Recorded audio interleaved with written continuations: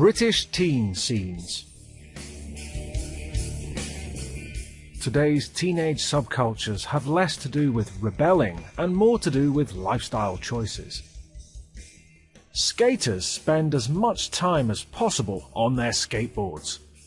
When they're not skating, they're thinking about it, and their lifestyle choices all relate to their hobby. Clothes have to be loose to let them skate comfortably. Long-sleeved and short-sleeved t-shirts, hoodies, baggy jeans, and trainers. Their music tends to be loud and fast, punk, hip-hop, and sometimes metal. When they aren't skating, you can find them at home with their skater friends, playing high-speed computer games. Techies live and breathe computers, science and technology.